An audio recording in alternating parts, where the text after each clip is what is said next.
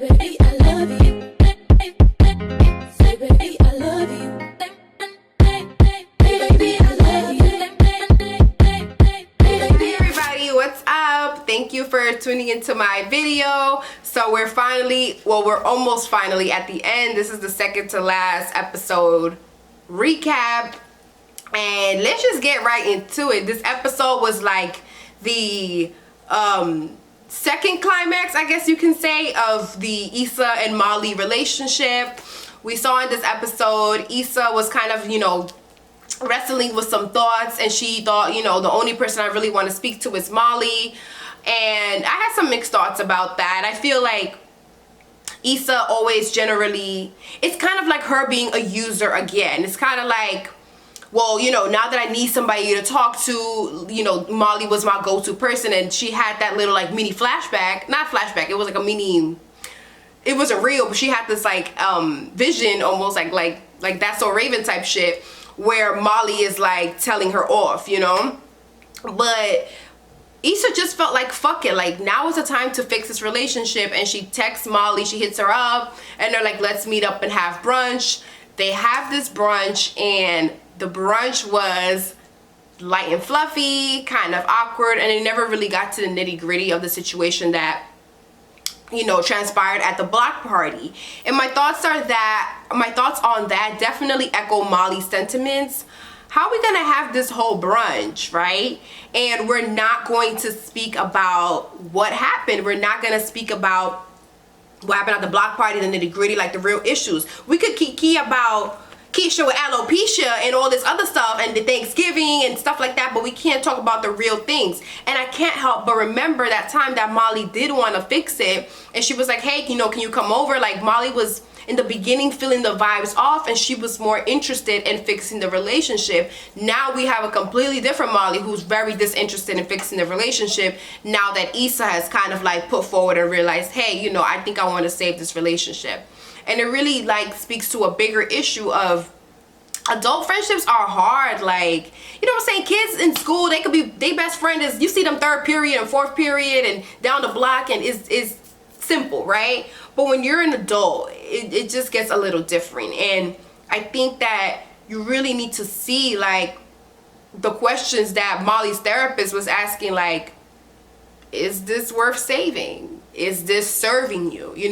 By the way, I thought that Molly's therapy session was going to fucking spruce something in her and make her a little more aware of like certain attitudes that she possesses and how she presents herself. And I don't know, she needs a couple more sessions for that therapy to really start hitting. But I think the therapist was making some very pointed questions about the relationships in your life and if they're serving you, and if you are going to put in the work to fix them. Because let's be honest, as this episode showed us, Molly is disinterested in putting the work to save their relationship. She was not able to meet Issa halfway. Even if Issa was kind of awkward and fluffy, Issa still made the first move. Well, she never had to in the first place. Let's bring it to that, okay? She's the offended party.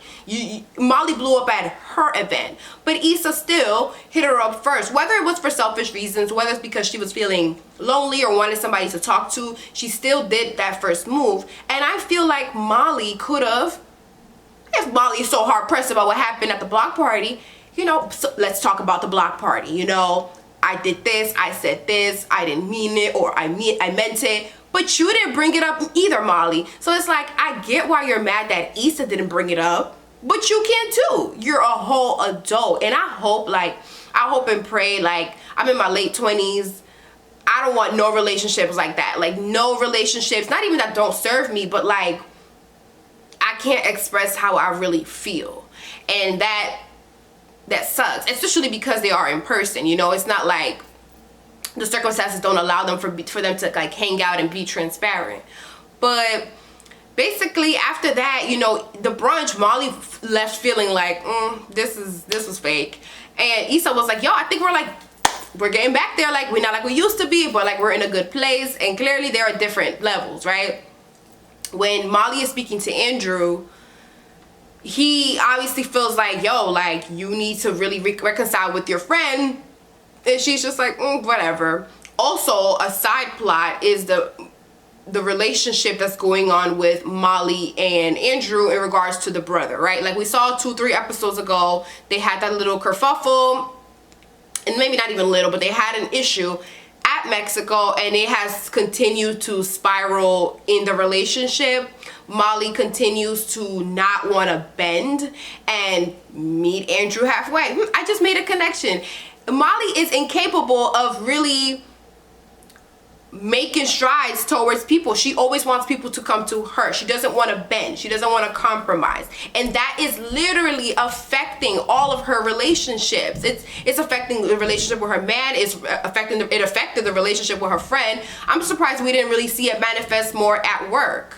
So Molly is just, she's like, well, you know, why would I do something that makes me uncomfortable? But again, if you are serious about this man, you have to make strides with the brother, who's also important to him. Like, I don't feel like Andrew is asking too much for her to kiki with the brother. He already squashed that initial beef in Mexico. Molly never has to be like this with the brother. Like, you know what I'm saying? You gotta see him at the family functions. Nobody's saying that you gotta be his best friend, but damn bitch, you can't go to an event with him. It's important. That's your man's family that you, right, are like so serious about. You're the one who wants to hold this relationship. Oh, I have my boundaries about this relationship. It's really important to me. So if it's so important to you, there's nothing wrong with bending a little bit and saying, okay, I can go to the next game with your brother. You guys can talk. You can really, oh, sorry, these faux locks are so damn heavy. You could really kind of hash out the situation, but she's not even giving it a chance to do so. Now, oh, Issa and Nathan, I'm not really too interested to speak about that. I thought that just was awkward. I don't care for their relationship. I do think that, yeah, I don't care for their relationship. I thought, though, it was a really important moment when Nathan was like, yo, I'm bipolar. And Issa was just like, whoa, like, I'm sorry. I think she reacted naturally in any way that any of us would react if we were being insensitive to something and we didn't realize why we were being insensitive. So she's just shocked, like, yo, I'm sorry that you're going through this. And mental health is a real issue. It's a real issue that everybody faces, but particularly in the Black community, we're real funny about talking about it. I know I've had to unlearn certain things, and I'm still unlearning certain things. You know, I was talking with like my sister, my friends. At first we was like, ooh, he bipolar. And it's like, well, but why do we have that natural reaction? But it's just something that's like ingrained in us, and we have to continue to unlearn that. And Nathan was very transparent about how he was feeling and how it affected, you know, the time that he was with Issa. And now I'm thinking about it, when Nathan and Issa were having like their little spontaneous dates, like I might go back and watch those episodes, because maybe he was displaying some odd behavior. I don't know. But you know, it's something that he was wrestling with. It's not just depression, and it was a relief for him to find out, like, yo, I'm not bugging. Like, this is actually something that is, you know, like, I don't want to say wrong, but like something that I actually am struggling with. There is a medical name for it, and like, I'm gonna be okay. So I'm happy for that. I think that him kind of letting that load off was able for him, it was a good moment for him and Issa to kind of just come together, because she was being all awkward about the Lawrence thing, and he didn't lie. Like, he still obviously has feelings for her, but they're able to move past that and, you know, be friends. So I'm happy about that. Of course, I don't care for their relationship, nor do I particularly care for Issa and Lawrence. I think, like I said in the last video, I think Lawrence is going to get the job in San Francisco, and he's either going to propose or Condola is pregnant. I still feel like she might come back and say some bullshit. I don't think he's, you know, in the clear of Condola. But back to Molly and Issa, there's this moment. Why did they go to the house? Oh, to pick up the boxes, right? Or some shit like that. It was Nathan and Issa and Andrew and Molly. They're having a good old funky time. They're playing, what's that game that I thought it was so funny? Oh, Guess the Celebrity's Height. I would like to play that. That sounded like it was really fun.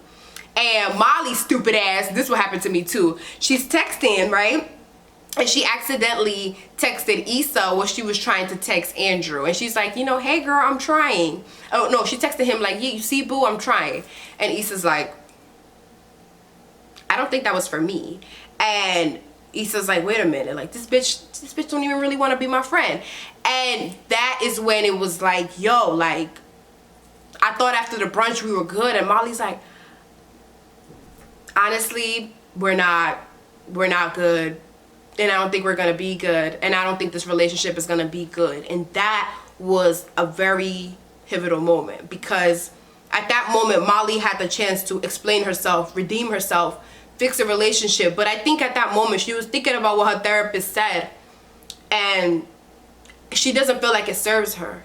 And in that moment, obviously I could tell, like, by my tone, I'm always team Molly, but I really felt bad for Issa, because I felt like even though Issa went about things really wrong, she still felt like that was her best friend. She still felt like, I mean, I thought we were working on this. It's not perfect, but it was like, damn, that's really how you feel? And I don't think they can come back from this. And I'm not mad, because honestly, Issa deserves a good friend. I know she's been shady.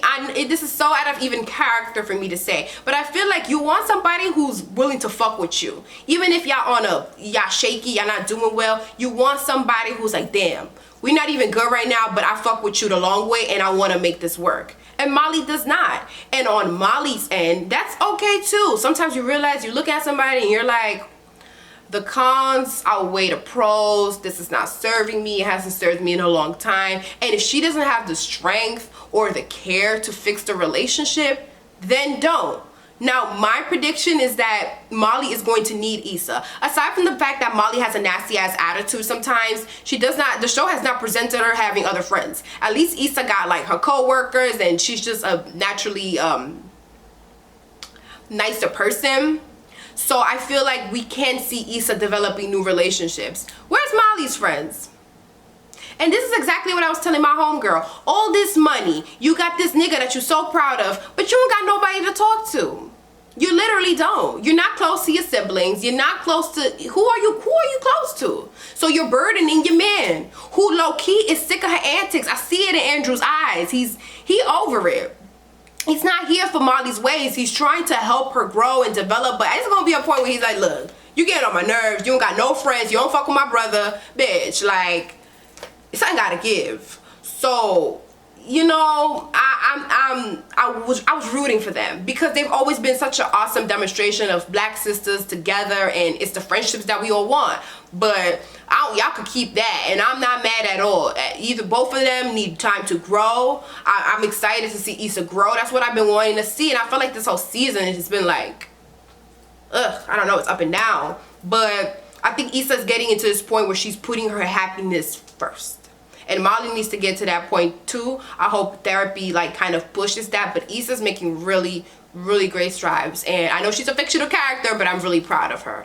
So yeah, that's basically how I feel about this video. Finale is in 2 days, since this video is so damn late. And I think what I'm gonna do is I'm going to watch the finale and do the video right after. So this video is gonna come out like Sunday night, so I can just wrap this whole series up and hopefully wait for the next season. So thank you so much for watching. You know, like, comment, subscribe, the usual.